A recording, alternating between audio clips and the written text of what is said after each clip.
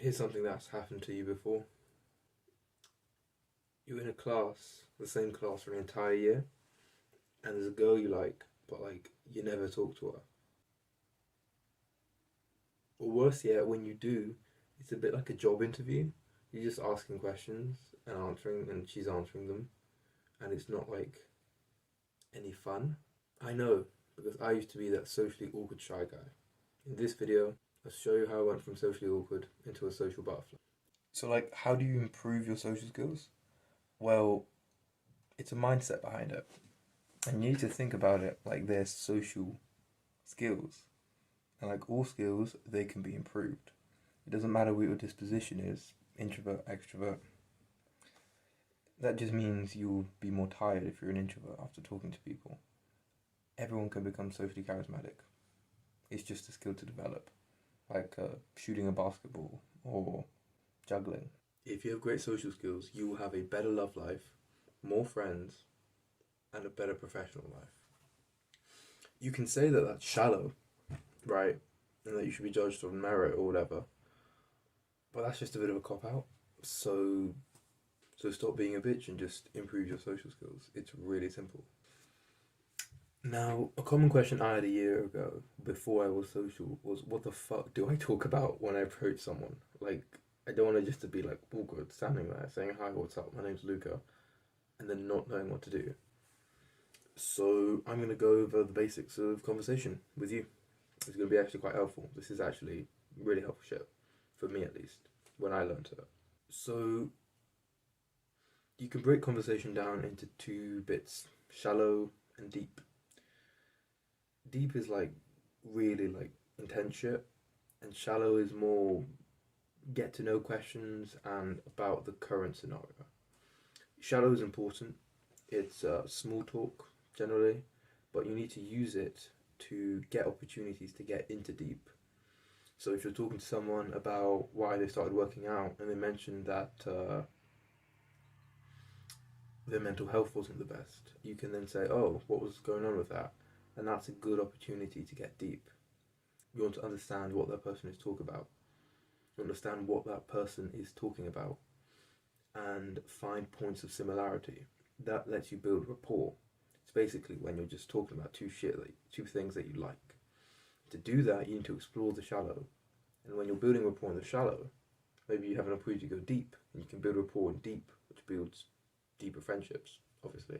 So here's a framework that you can use. It's literally just like a list of questions. It's fucking autistic. But do this and you can just talk to anyone. Obviously, you're going to have to adapt it based on your fucking circumstance. The first thing for shallow conversations is you want to talk about the environment. That's the first thing. If you can get away with just talking about what the fuck's around you and the context of the situation, you're doing great.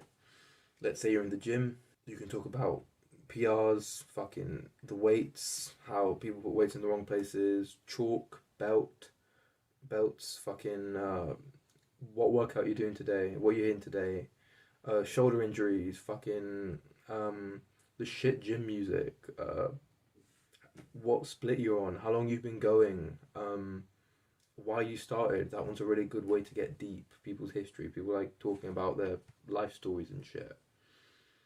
That's all situation, and that's good. That's really good. Then you have the first question, which is like, what's your name?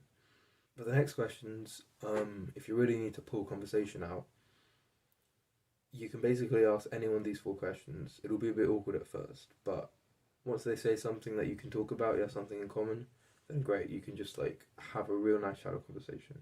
Again, ideally you'd want to stick to what's your name and then shallow about the place around you. But if you're not at the gym and you're just like in a random place, like I don't know, if you're waiting in line, even fuck, the situation is great no matter what you're in really. If you're waiting in line at a supermarket, you can say, oh, you're buying that fucking those cookies. Oh, I'm not a fan of cookies. Oh, blah, blah, blah. You can talk shit basically. But let's go back to the main point. If those conversation topics run dry and you still want to talk to the person, some questions you can go for. Where do you live? What do you do for a living? Do you have any hobbies? Sports do you do? And do you have any travel plans? It's bit awkward just to like rapid fire these.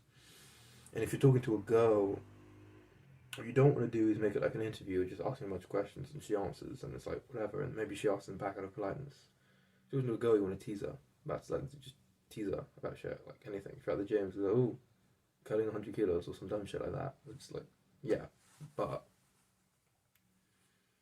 with these questions, you can basically have a shallow conversation with anyone until they provide you an opportunity to go deep. Then you can go deep and like make proper friends if like the vibe is right. One last bit of advice about conversations that most people get wrong. They kind of let it drag on a little bit too long until you're both just like, you approach, you talk, it's funny, you make a joke, whatever, you talk about shit about the dumbbells, and you just both awkwardly standing there, shifting from foot to foot, and then he just says, alright, nice seeing you, and you walk away. You generally want to be the guy who's ending it right after the good bit. So, make a joke, yeah, I'm training this, ah, nice bro. And then I'd recommend fist bump, break the contact barrier, and have a good day, or some shit, and walk off. You want to end it, because then you end it on a good note, and you don't wait for that fucking awkward fucking, well, see you later. No, you end it yourself. That way people remember the good bits, and not the like awkward ass ending. The ending's actually, solid. This actually brings me really well to the second mindset necessary for talking to people and being social. And it's basically that it's not awkward to approach people and get rejected. That's like part of it. People want friends and connections, and you're doing them a favor by approaching them. And if there's no vibe, that's good, that's progress. You know that this person and you don't vibe, and you can talk to someone else. The point isn't, oh, I want to date this girl or whatever.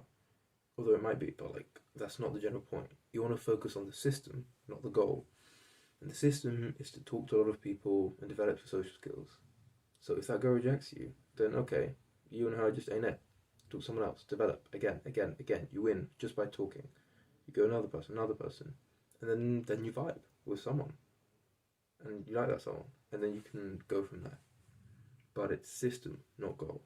So don't get stressed out about it. If you think about it this way, if you talk to 100 people, even if you only make one friend, a real good friend, that's a real proper fucking vibe. It's fucking worth it. And 90 of those other 100 people would have been friendly, nice interactions that both people tend to enjoy and enrich their day because we're social animals. So like the few like rejections, the few like rudish people or really awkward situations, which are very fucking rare, like incredibly, they're just whatever. They don't really stick around, and what you get in return is just invaluable, even if it's one friend. And believe me, your ratio is going to be higher than one friend for 100 people you talk to. That's not how it's going to be. Here's my last point. It's fucking really important, actually. When you're going to approach someone, your brain might quickly visualize like some bad shit happening. That's because it's a bit of a bitch. Like, yeah, mine was too. Here's what you want to do. Mine sometimes does that too. Not as much as that anymore, but it still does. So here's what you want to do. You're going to consciously visualize good result. The girl you're talking to, you both laugh, and she gives you her Snapchat.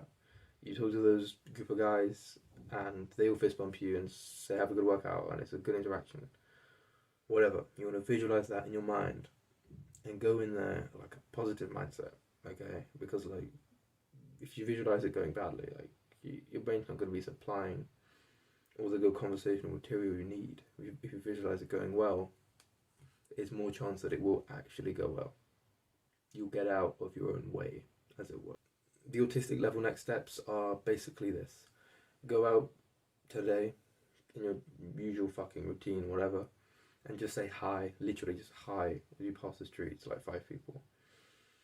You're gonna have that to 10 tomorrow, then you're gonna like the next day, day 3, you're just gonna approach one person at like a gym or a supermarket and just have like a 10-second long conversation. Could be something like if you, I don't know, someone's buying melons, you can go, oh, do you like watermelons? Oh, I'm more of a honeydew guy myself. Oh, that's cool. Oh, nice meeting you. And walk off. And then obviously progressively overload that bitch. And I'd say in a month you're going to have social skills, okay? Right, that's it. That's it for me. Please subscribe, like, share. Most importantly, subscribe. I love that.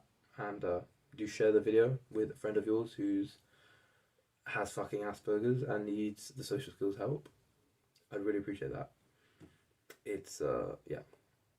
Go outside, go touch grass, touch a leaf. Lots of love. Bye bye.